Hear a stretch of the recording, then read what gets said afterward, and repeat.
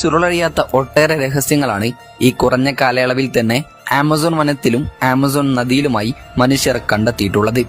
അത്തരത്തിലുള്ള നിഗൂഢമായ ചില ജീവികളെയും ചില കണ്ടെത്തലുകളുമാണ് ഈ വീഡിയോയിലൂടെ നമ്മൾ കാണാൻ പോകുന്നത്. എ ഡെഡ് വെയിൽ. 2019 ശാസ്ത്രജ്ഞരെ പോലും അമ്പരപ്പിച്ച ഒരു കണ്ടെത്തൽ ചില ഗവേഷകർ ആമസോൺ വനത്തിൽ കണ്ടെത്തിയത്. അതെ, വീഡിയോയിൽ കാണുന്നത് പോലെ ഒരു തിമിംഗലത്തെയായിരുന്നു ഗവേഷകർ ആമസോൺ വനത്തിനുള്ളിൽ കണ്ടെത്തിയത്. തിമിംഗലങ്ങൾ സാധാരണ കടലിലാണ് ജീവിക്കുക എന്ന കാര്യം നമുക്കെല്ലാവർക്കും അറിയാം. അപ്പോൾ പിന്നെ എങ്ങനെയായിരിക്കും ഒരു തിമിംഗലം ആമസോൺ വനത്തിനുള്ളിൽ എത്തിയിട്ടുണ്ടാവുക? അതിന് കൃത്യമായ ഒരു ഉത്തരം ഇതുവരെയും കണ്ടെത്തിയിട്ടില്ല എന്നതാണ് സത്യം. ആമസോൺ നദിയിൽ നിന്നും 15 മീറ്റർ മാത്രം അകലെയായിട്ടായിരുന്നു ഇതിനെ കണ്ടെത്തിയത്. 26 അടിയോളം നീളമുള്ള തിമിംഗലമായിരുന്നു അത്. 1 വയസ്സ് മാത്രം പ്രായമുള്ള ഹംബാക്ക് ഇനത്തിൽപ്പെട്ട തിമിംഗലമായിരുന്നു അത്രയത്. 2019 ഫെബ്രുവരി മാസത്തിലായിരുന്നു ഇതിനെ കണ്ടെത്തിയത്. ഇത്തരത്തിൽ ഫെബ്രുവരി മാസത്തിൽ ഈ ഇനത്തിൽപ്പെട്ട തിമിംഗലങ്ങൾ ബ്രസീലിന്റെ വടക്കൻ തീരത്ത് പോലും കാണപ്പെടാറില്ലത്രേ. അതിനാൽ തന്നെ ഈ തിമിംഗലം എങ്ങനെ കാട്ടിനുള്ളിൽ എത്തിയെന്നതും വ്യക്തമല്ല. ഒരുപാട് കഴുകന്മാർ ഈ ചത്ത തിമിംഗലത്തിന്റെ ഭാഗത്ത് വട്ടമിട്ട് പറക്കുന്നത് കണ്ടിട്ടാണ് ഗവേഷകർ ആ സ്ഥലത്തേക്ക് പോയതും ചത്ത നിലയിൽ ഈ തിമിംഗലത്തെ കണ്ടെത്തിയതും. പ്രദേശത്ത് വെള്ളമുയർന്നപ്പോൾ തിരമാല കാരണം തീരത്ത് അടിഞ്ഞതാകാം എന്നാണ് ചില ഗവേഷകരുടെ കണക്കുകൂട്ടൽ. Boiling river. ആമസോൺ നദിയെക്കുറിച്ച് നമ്മൾ കേട്ടിട്ടുണ്ടാകും. എന്നാൽ ആമസോണിലെ തിളച്ചുമറിയുന്ന നദിയെക്കുറിച്ച് നിങ്ങൾ കേട്ടിട്ടുണ്ടോ?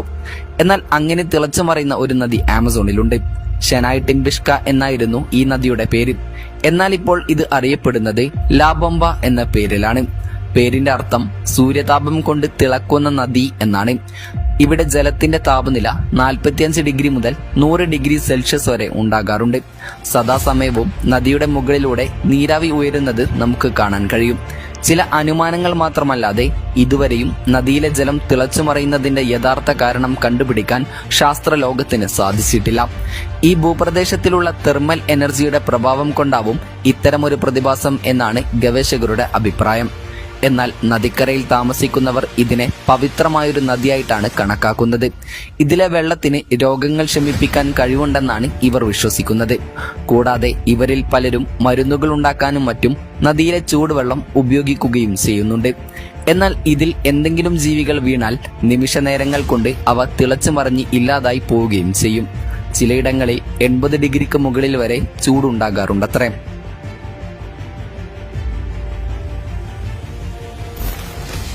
Bullet and.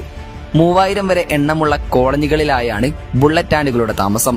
പേര് പോലെ തന്നെ ഇവയുടെ ഒരു കടി കിട്ടിയാൽ ഒരു ചെറിയ ബുള്ളറ്റ് ശരീരത്തിൽ തുളച്ചു കയറുന്ന വേദനയായിരിക്കും ഉണ്ടാവുക. ലോകത്തിലെ ഏറ്റവും വലിയ ഉറുമ്പുകളിൽ ഒന്നുകൂടിയാണിത്.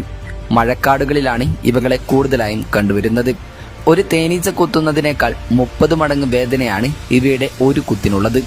തേനീച്ചകളിൽ നിന്നും വ്യത്യസ്തമായി ബുള്ളറ്റ് ആൻഡുകൾ തുടരെ കടിച്ചുകൊണ്ടിരിക്കും. അത് മരണത്തിനൊന്നും കാരണമാവില്ലെങ്കിലും ആ വേദന ഒരു ദിവസത്തോളം നീണ്ടു നിൽക്കും.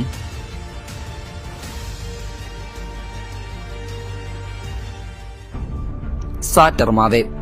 ആമസോൺ വനത്തിൽ ഒട്ടനവധി ഗോത്രവിഭാഗങ്ങൾ ജീവിക്കുന്നുണ്ട്.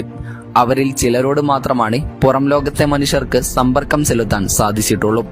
അതിൽ ഒരു ഗോത്രവിഭാഗമാണ് സാറ്റർമാവേ. ബ്രസീലിലെ ആമസോൺ വനത്തിലാണ് ഇവർ ജീവിക്കുന്നത്. മാവയുടെ പരമ്പരാഗത ജീവിതത്തിനായി ആൺകുട്ടികളെ സജ്ജമാക്കാനായി അവിടുത്തെ ചെറുപ്പക്കാർ അനുഷ്ഠിക്കേണ്ട വിചിത്രമായ ഒരു ആചാരമുണ്ട്. ഉറുമ്പിന്റെ കടി കൊള്ളുകയാണ് ആ ആചാരം. കേൾക്കുമ്പോൾ തമാശയായി തോന്നാമെങ്കിലും ഈ ആചാരം അത്ര എളുപ്പമല്ല. തൊട്ടു മുൻപേ പറഞ്ഞ ബുള്ളറ്റ് ആൻഡ് എന്ന അപകടകാരികളായ ഉറുമ്പുകളുടെ കടിയാണ് ഇവർ ഏൽക്കേണ്ടി വരുന്നത്. ജീവൻ പോകുന്ന വേദന സഹിക്കേണ്ടി വരുമെങ്കിലും മികച്ച ഒരു യോദ്ധാവായി അവിടുത്തെ ജനങ്ങൾ ആ ചെറുപ്പക്കാരനെ അംഗീകരിക്കും. ഇലകൾ കൊണ്ടും മറ്റും പ്രത്യേകം തയ്യാറാക്കിയ കയ്യുറകളിലേക്ക് ഡസൻ കണക്കിന് ഉറുമ്പുകളെ പിടിച്ചു നിറയ്ക്കുന്നു. അങ്ങനെ ഈ കയ്യുറകൾ ആചാരാനുഷ്ഠാനത്തിന് വിധേയരായ ചെറുപ്പക്കാരുടെ കൈകളിൽ വെക്കുന്നു. 5-10 മിനിറ്റ് നേരം കയ്യുറകൾ അണിഞ്ഞ് നൃത്തം ചെയ്യുകയും ചെയ്യണം. എന്നാൽ മാത്രമേ അവരെ ഒരു യോദ്ധാവായി പരിഗണിക്കുകയുള്ളൂ. റിവർ ഹംസ. 2011 ആമസോണിൽ ചില ശാസ്ത്രജ്ഞന്മാർ വളരെ പ്രത്യേകതയുള്ള ഒരു നദി കണ്ടെത്തി. ആമസോൺ നദി പോലെ ഭൂമിക്കടിയിൽ ഒരു വമ്പൻ നദിയായിരുന്നു അത്. ആമസോൺ മേഖലയിൽ 4000 മീറ്ററോളം ആഴത്തിലായാണ് ഈ നദി സ്ഥിതി ചെയ്യുന്നത്. ഈ നദിക്ക് ആമസോൺ നദിയേക്കാൾ വീതിയും വരുമെന്നാണ് ഗവേഷകർ പറയുന്നത്. എന്നാൽ ഈ നദി കണ്ടെത്തിയത് ഒരു മലയാളിയാണെന്ന് പറഞ്ഞാൽ നിങ്ങൾ വിശ്വസിക്കുമോ? ഇതിന് ബ്രസീലിലെ നാഷണൽ ഒബ്സർവേറ്ററി നൽകിയിരിക്കുന്ന പേര് റിവർ ഹംസ എന്നാണ്. വലിയ മണത്താൽ ഹംസ എന്ന മലയാളി ശാസ്ത്രജ്ഞനാണ് ആ പേരിന് പിന്നിൽ. 1970-80 കാലഘട്ടത്തിൽ പെട്രോബാസ് എന്ന ബ്രസീലിയൻ എണ്ണ കമ്പനി എണ്ണ നിക്ഷേപം കണ്ടെത്തുന്നതിന് ഈ മേഖലയിൽ ധാരാളം എണ്ണക്കിണറുകൾ കുഴിച്ചിരുന്നു അത്രേ. നിർജീവമായ എണ്ണക്കിണറുകളിലെ താപവ്യതിയാനം പരിശോധിച്ചപ്പോഴാണ് ആമസോണിന് സമാന്തരമായി ഒഴുകുന്ന ഈ നദി കണ്ടെത്തിയത്. ഇങ്ങനെ എണ്ണക്കിണറുകൾ നിരീക്ഷിച്ച് നദികൾ കണ്ടെത്തുന്നതിന്റെ തലവനായിരുന്നു വലിയ മണത്താൽ ഹംസ. ദി ഗാർഡിയനിലെ റിപ്പോർട്ട് പ്രകാരം വലുപ്പത്തിൽ ആമസോണിനൊപ്പം വരുമെങ്കിലും ഒച്ചിനേക്കാൾ പതിയെ ഒഴുകുന്ന നദിയെന്നാണ് ഗവേഷകർ ഈ നദിയെ വിശേഷിപ്പിക്കുന്നത്. ആൻഡിസ് പർവ്വതമേഖലയിൽ നിന്നും ഉത്ഭവിക്കുന്ന ഈ നദി അറ്റ്ലാന്റിക്കിൽ ചേരുന്നുവെങ്കിലും കൃത്യമായി ഹംസ റിവർ ലയിക്കുന്ന ഇടം ഇന്നും മറഞ്ഞിരിക്കുകയാണ്. ഒഴുക്കിന്റെ വേഗത കുറവായതുകൊണ്ട് തന്നെ ഔദ്യോഗികമായി ഹംസ നദിയെ ഭൂഗർഭ നദിയായി കണക്കാക്കിയിട്ടില്ല. മണിക്കൂറിൽ 1 ഇഞ്ചാണ് റിവർ ഹംസയുടെ ഒഴുക്ക്. ആമസോണിനും റിവർ ഹംസയ്ക്കും ഒരേ സഞ്ചാര ദിശയുമാണുള്ളത്. ഏതായാലും ഈ നദിയെക്കുറിച്ച് നിങ്ങൾക്ക് മുൻപ് അറിയാമായിരുന്നോ എന്ന് ഒന്ന് കമന്റ് ചെയ്യണേ. Pink river dolphin. Pink dolphin അല്ലെങ്കിൽ ബഫിയോ ഡോൾഫിൻ എന്നും അറിയപ്പെടുന്ന ഇവ ശുദ്ധജലത്തിലാണ് അധിവസിക്കുന്നത്. ഡോൾഫിനുകളിൽ ഏറ്റവും വലിപ്പം കൂടിയവയാണ് ആമസോൺ നദികളിൽ കണ്ടുവരുന്ന ഡോൾഫിനുകൾ. ബോട്ടോ എന്നാണ് പ്രദേശവാസികൾ ഇവകളെ വിളിക്കുന്നത്. പ്രായമാകുന്നതിനനുസരിച്ചാണ് ഇവയ്ക്ക് പിങ്ക് നിറം കൂടുതലായി ലഭിക്കുന്നത്. പെൺഡോൾഫിനുകളെ അപേക്ഷിച്ച് ആൺഡോൾഫിനുകൾക്ക് പിങ്ക് നിറം കൂടുതലായിരിക്കും. Amazonian centipede. ജൈഗാന്റിക് yellow leg centipede എന്നും അറിയപ്പെടുന്ന ഇവകൾ സൗത്ത് അമേരിക്കയിലാണ് കാണപ്പെടുന്നത്. ആമസോണിലെ ഏറ്റവും അപകടം പിടിച്ച സെന്റിപ്പീഡുകളാണിവ. ഇവകളുടെ കാലുകൾ മഞ്ഞ നിറത്തിലാണ് കാണാൻ കഴിയുക. 10 മുതൽ 12 ഇഞ്ച് നീളത്തിൽ വരെ ഇവ വളരാറുണ്ട്. ഇരകളെ പിടിക്കുന്നതിൽ അഗ്രഗണ്യരാണ് ഇക്കൂട്ടർ.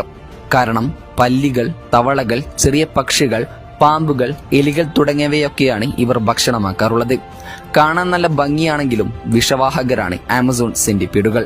2014 ഒരു 4 വയസ്സുള്ള കുട്ടി ഈ സെന്റിപ്പീഡിന്റെ കടി മൂലം മരണപ്പെട്ടിട്ടുമുണ്ട്. Brazilian wandering spider. മൂർഖനേക്കാൾ വിഷമുള്ളതാണ് സൗത്ത് അമേരിക്കയിൽ പ്രധാനമായും കണ്ടുവരുന്ന ഈ ബ്രസീലിയൻ വാണ്ടറിംഗ് സ്പൈഡർ. ലോകത്തിലെ ഏറ്റവും വിഷമുള്ള എട്ടുകാലി എന്ന നിലയിൽ ഗിന്നസ് ബുക്കിലും ഈ എട്ടുകാലി സ്ഥാനം പിടിച്ചിട്ടുണ്ട്. മരങ്ങളിലും മറ്റുമൊക്കെ ഒളിച്ചു കഴിയാൻ ഇഷ്ടമുള്ളത് കൊണ്ടാണ് വാണ്ടറിംഗ് സ്പൈഡർ എന്ന പേര് ഇവയ്ക്ക് ലഭിച്ചത്. ഏതായാലും നിങ്ങൾക്ക് ഈ കൂട്ടത്തിൽ ഏറ്റവും വിചിത്രമായി തോന്നിയ കണ്ടെത്തൽ ഏതാണെന്ന് കമന്റ് ചെയ്യാൻ മറക്കരുത്. അപ്പോൾ അടുത്തൊരു ഇൻഫോർമേറ്റീവായ വീഡിയോയുമായി വരുന്നത് വരെ ഗുഡ് ബൈ.